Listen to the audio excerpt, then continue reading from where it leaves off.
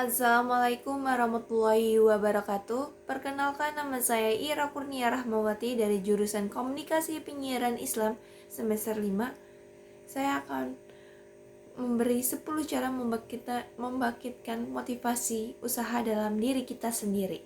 Jadi kalian tuh harus perlu tahu apa aja sih motivasi untuk membangun kita buat usaha di diri kita sendiri, biar kita nggak takut, biar kita nggak ragu.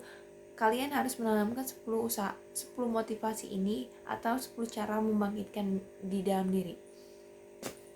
Spirit dalam menjalankan sebuah usaha atau usaha tidak boleh luntur atau patah semangat. Jadi kalian tuh harus semangat, gak boleh patah atau udahlah aku nyerah, aku gak bisa, aku kan gak punya bakat. Kalian tuh punya bakat tersembunyi, tapi kalian tidak mau asah atau tidak mau menanamkan kepercayaan atau pede di diri kita sendiri. Yakin gak mau? Nih, aku akan memberi 10 cara membangkitkan 10 membangkitkan motivasi dalam usaha dalam diri sendiri. Pertama, mempunyai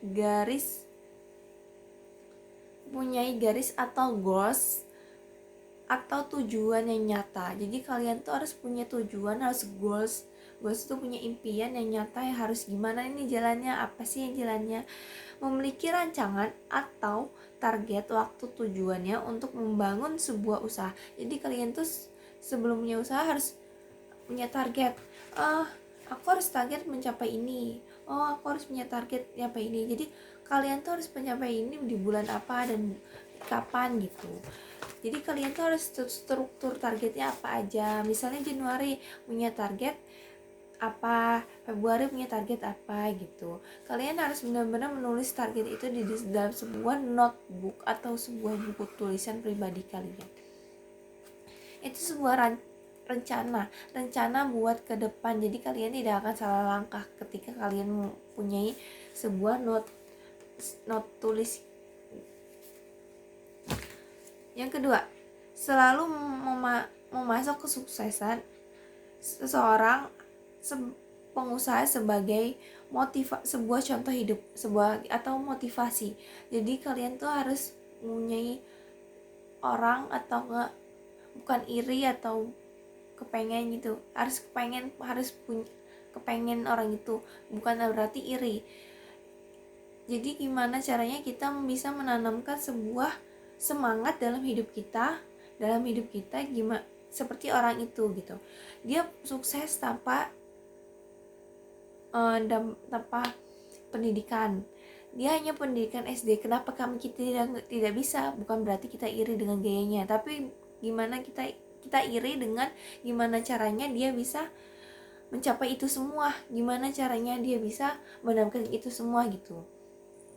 Jadi kita tuh punya contoh hidup gitu. Cara dia itu kayak gini gitu, cara dia itu kayak gini. Dia punya sebuah rencanaan. Jadi rencanaan orang itu sebagai patokan hidup. Bukan berarti kita mengikuti dia akan tetapi dengan cara kita sendiri, jangan dengan cara orang persis ini, karena setiap orang tuh pasti berbeda gitu kan. Yang ketiga, ikut dalam komunitas pengusaha. Jadi kalian tuh jika ada acara apa, kalian tuh harus mengikuti komunitas itu gitu loh. Komunitas itu tuh mau menambah wawasan atau leluasan atau pertemanan itu. Jadi kalian tuh harus mempunyai jaringan yang lebar, yang kuat. Jadi kita ini harus punya marketing, terus punya teman gini, dapetnya dari mana ini materinya, apa bahan pokoknya kalau kita mau buka usaha. Jadi kita punya inspirasi atau mempunyai planning gimana kita harus ke depan gitu. Jadi orang itu memberi masukan atau saran kepada kita agar kita lebih baik, gimana kita lebih menjalankan usaha itu gitu. Dari semua cerita gitu kan, setiap orang mempunyai cerita beda-beda. Setiap komunitas pengusaha itu dia jalannya mulus, dia jalannya berliku-liku, dia harus terjun dulu, harus ke down dulu, harus gagal bangkit lagi. Yang keempat, hal-hal sehat wajib dijalankan. Selain kalian selain kalian memikirkan hal-hal sebelumnya, kalian juga harus ingat kesehatan kalian, harus bebas dari stres. Jadi kalian tuh harus menjaga asupan gizi atau makanan di dalam diri kalian sendiri gitu. Kalian tuh harus tidak boleh jatuh sakit gitu loh, karena kalian tuh harus target gitu.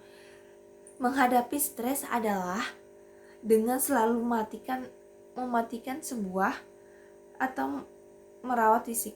Jadi mematikan stres itu harus kita merawat fisik gitu. Gimana fisik kita harus sehat, gimana fisik kita harus semangat gitu. Kita kondisiin fisik itu dengan berbanyak makan, minum susu atau obat-obatan sehat yang lain, buah-buahan gitu. Karena kita kalau berpikir terus selalu stres gitu. Kata orang sih stres lah.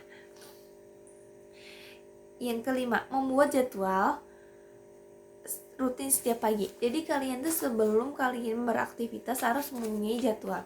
Jadi jadwal hari ini aku mau kesini, hari besok aku mau kesini. Jadi setiap pagi tuh kalian harus punya rundown atau jadwal jam segini kalian harus gimana. Jadi kalian tuh punya kegiatan yang teratur gitu, kegiatan yang terjadwal. Jadi kalian tuh bisa keatur manajemen waktu gitu, manajemen waktu kalian sendiri. Menjadwal agenda di setiap hari menggunakan teknik 3/4 garis. Pada jadwal rutin ada tujuannya bisnis, 1/2 itu tujuan Anda pribadi. Jadi 3/4 itu tujuan bisnis, jadwal tujuan bisnis, dan 1/2 itu tujuan pribadi Anda untuk mana, harus apa pribadi gitu, mau senang-senang gitu. Jadi kalian tuh harus rata, lebih banyak bisnis, lebih tidak lupa pribadi. Jadi wisata sambil berpikir gitulah, di mana saatnya kita harus bermain, di mana saat kita harus fokus gitu. Kita harus punya target semua gitu, punya jadwal yang benar-benar kerudon, benar-benar jadwal gitu ya, benar-benar agendanya harus kita miliki gitu. Selalu memasang alarm pribadi. Jadi kalian tuh bukan masalah alarm pribadinya orang lain gitu. Kita mengharapkan orang lain untuk membangunkan kita, mengharapkan orang lain untuk menyemangati kita. Kita harus punya alarm pribadi, alarm online dari HP bisa itu, biar agar kita tiap hari bangun pagi, karena pagi itu adalah sebuah rezeki. Mengais rezeki pagi-pagi itu luar biasa guys. Jadi kalian tuh harus mempunyai gimana caranya kalian harus bangun pagi dan menjalankan agenda-agenda yang kalian miliki gitu. Kalau kalian mengharapkan orang lain dapat semangat atau dorongan orang lain, jangan kalian hidup itu untuk kalian dan orang sekitar gitu, untuk orang tua gitu. Tujuannya untuk orang tua dan diri kalian sendiri gitu. Kalau kalian masih mengharapkan alarm dari orang lain, kalian sama aja tidak ingin sukses, tidak ingin menjalankan kesuksesan itu, tidak ingin menjalankan gimana caranya kalian harus mendapatkannya. Kalian hanya mengikuti alurnya, tidak bisa. Kalian tuh nahkoda dalam kehidupan ini, nahkoda. Meskipun takdirnya kita di sana, kita bisa mencari jalan lain agar kita mendapatkannya lebih cepat gitu. Bukan berarti kita hal-hal yang negatif lah. Yang ketujuh, melakukan hal-hal inspirasi bagi diri. Jadi kalian tuh harus mencari inspirasi gimana diri kita akan mencapai pencapaian itu gitu. Kalian tuh harus punya inspirasi. Oh, kayak dia, kayak Mario itu inspirasi bagi aku, berarti aku harus kayak gini. Kalian harus punya, dan kalian harus tanamin itu. Mungkin kalian mendapatkan inspirasi itu dengan jalan-jalan, ya silahkan. Dengan wisata, ya silahkan. Dengan berkumpul dengan sesama komunitas, perusahaan atau pengusaha, kalian harus punya. Karena literasi, datangnya inspirasi itu ada di sekitar kalian sendiri, ada di diri kalian sendiri. Gimana caranya kalian berpikir, gimana caranya kalian mendapatkan hal itu semua. Yang ke-8, istirahat yang cukup. Jadi kalian tuh bukan hanya memikirkan bisnis, kalian harus punya istirahat yang cukup, karena istirahat yang cukup itu membuat kalian hidup sehat dan bahagia gitu. Jadi kalian bisa berpikir gimana caranya kalian mendapatkan itu semua yang sebelumnya yang aku berikan kan. Kalian tuh harus punya pola tidur yang sehat, pola tidur yang tepat gitu. Yang kesembilan, memberi apresiasi terhadap diri sendiri. Jika kalian punya target yang tercapai gitu, kalian harus punya inspirasi apresiasi dalam diri sendiri. Misalnya aku tahun ini target bisa mencapai ke Jakarta nih, beli roda atau kan beli makanan buat bahan usahaku. Kalian harus punya inspirasi, atau mencapai per bulan ini mencapai 10 juta. Kalian harus punya apresiasi di diri kita sendiri, atau membagi separuh rezeki kita terhadap orang lain sebagai apresiasi di diri kita sendiri, atau liburan, atau memberi sedikit uang kepada orang tua atau keluarga. Itu salah satu apresiasi di diri sendiri. Itu gimana cara kalian mengatur. 10, selalu menjaga detail keuangan. Jadi setiap pengeluaran, pemasukan keuangan, kalian harus mencatat, menulis, dan detail-detail atau serinci-rincinya kalian. Karena keuangan yang sangat ceroboh akan merusak atau menggagalkan sebuah usaha gitu. Tapi kalian harus tidak boleh patah semangat. Kalian harus semangat meskipun kalian gak bisa detail usaha, kerincian keuangan.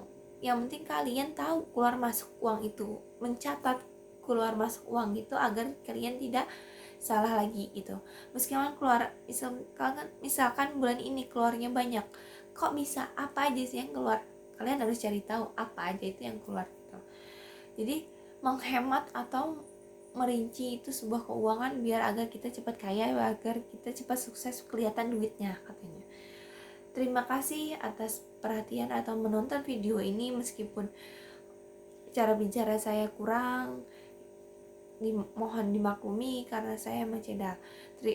Saya mau minta maaf dan terima kasih.